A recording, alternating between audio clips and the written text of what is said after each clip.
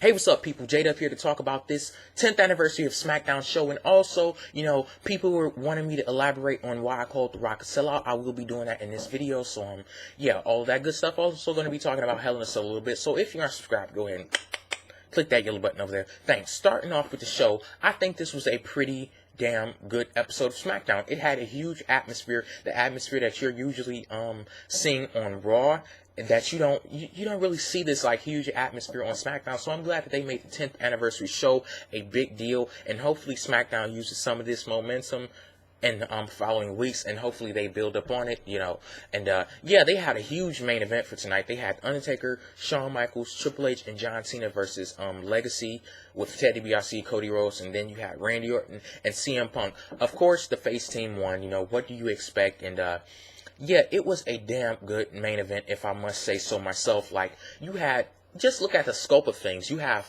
Triple H, Shawn Michaels, Undertaker, all in the same ring at one time, like all on the same team nonetheless. And as far as I'm concerned, when it comes to the business of professional wrestling, that's number one, that's number two, and that's number three. Like, that's the hat trick. It doesn't get any better than those three guys right there, as far as I'm concerned. So yeah, it was pretty good to see those three guys, in the ring together.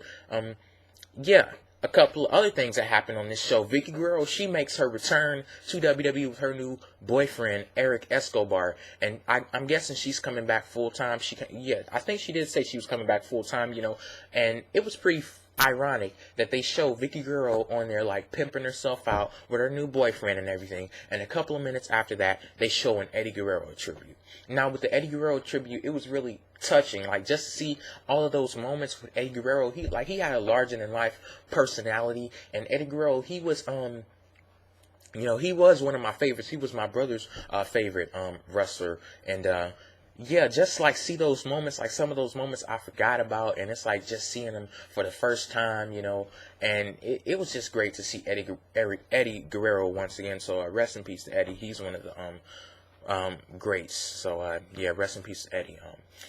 Yeah, the build-up to Hell in a Cell, I think the build-up to the Hell in a Cell pay-per-view was pretty good for this episode, if I must say so myself. You had a match, the Intercontinental Champion and the United States Champion teaming up, facing off against a couple of their opponents at the Hell in a Cell pay-per-view. And, I don't know if anybody noticed this, but a lot of people were complaining about the main event for SmackDown featuring 6 Raw guys and only 2 SmackDown guys. If you pay attention to the match, it wasn't really about SmackDown. It was about the build-up to the Hell in a Cell pay-per-view, because all of those 8 guys that were in that match are going to be the 8 guys in the actual Hell in a Cell matches at the Hell in a Cell pay-per-view. So it was build-up to the pay-per-view. Pretty good build-up, if I must say so myself.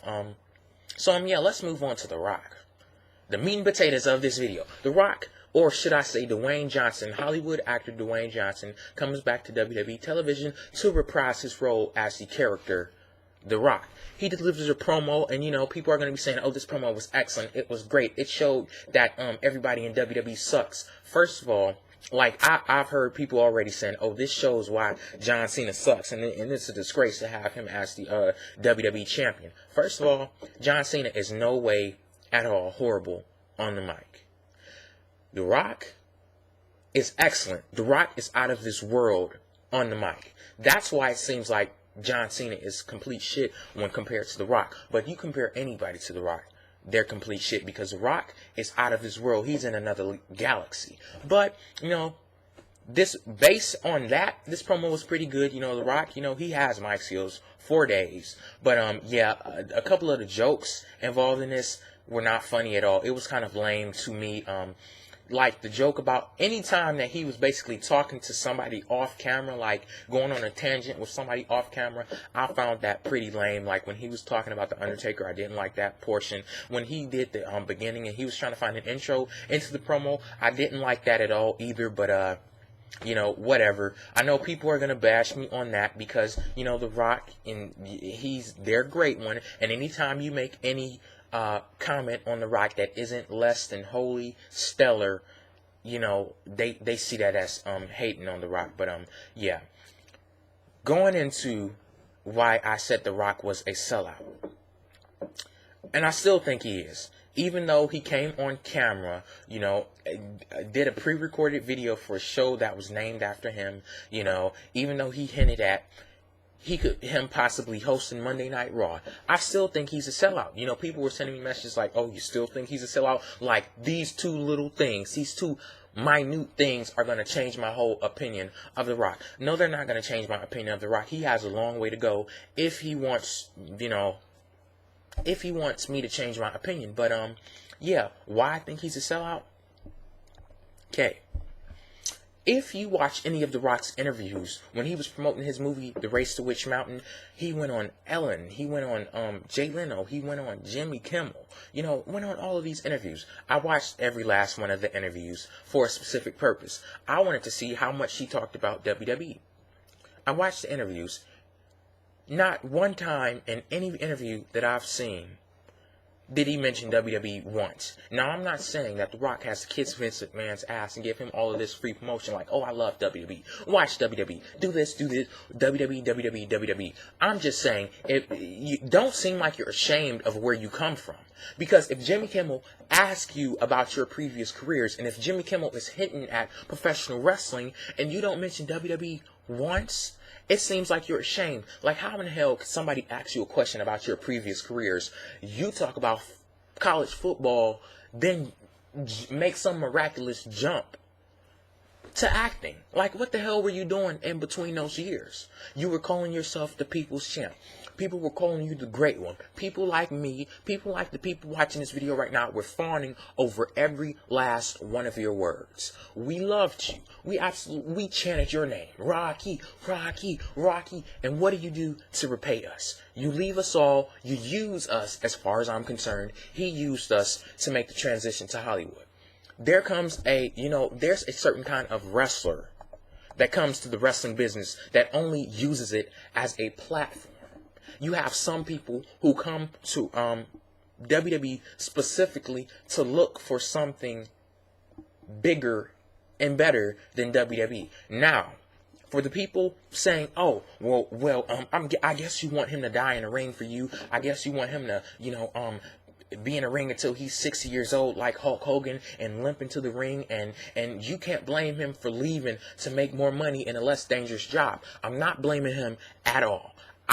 I don't have a problem with him going on into something, bigger. If you want to be an opportunist, fine, but at least pay homage to the people that got you where you wanted to go.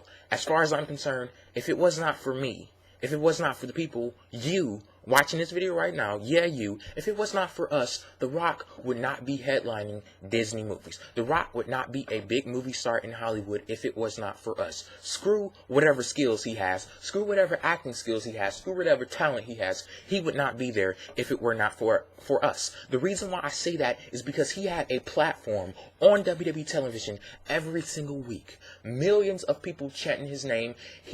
This was excellent for him to be on TV every single week showing his skills and everything. So, like I said, he had that platform that allowed him to walk up the stairs a little bit quicker and jump to the next side. Now, a lot of people may say, oh, how can you say that his skills wouldn't have gotten him there? Say if you had somebody like The Rock. He was in WWE, and you had somebody on the street. He looked as good as The Rock did. He had the great mic skills like The Rock did. He had the charisma like The Rock did. But he didn't have the platform. He didn't have a chance to showcase his abilities to people every single week. But like I was saying, I don't blame The Rock for leaving to make more money, but it's just about how you handle yourself. Take Stone Cold, for instance. Stone Cold officially closed his wrestling career. He's going on to Hollywood. He's going to make movies. He's going to make millions of dollars. But guess what? I don't call Stone Cold a sellout. I don't call Stone Cold a sellout whatsoever, because if you pay attention closely, The Rock left WWE and Stone Cold left WWE in two totally different ways. Stone Cold said, you know what? The night before WrestleMania 25, he said, you know what? I'm officially putting a close on my wrestling career. I'm retired. I'm not going to wrestle anymore. But I've had these fans for all these years. I love you guys, and I thank you for following me. I thank you for being fans of me. But guess what? Like I said, my career is done, and hopefully you follow me with the transition from the wrestling business to acting and entertainment.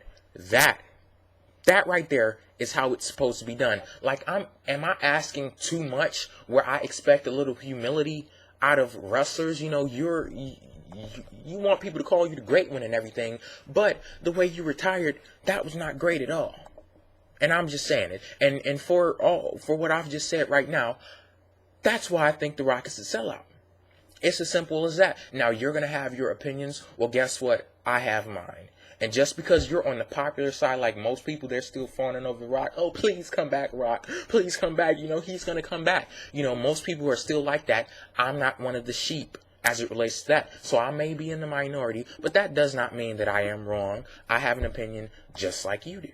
So, yeah, that's where I'm going to end this video. I went all off talking about something else. But, yeah, I think that needed to be said. So, yeah, rate the video, comment, let me know what you think about what I talked about, and peace out.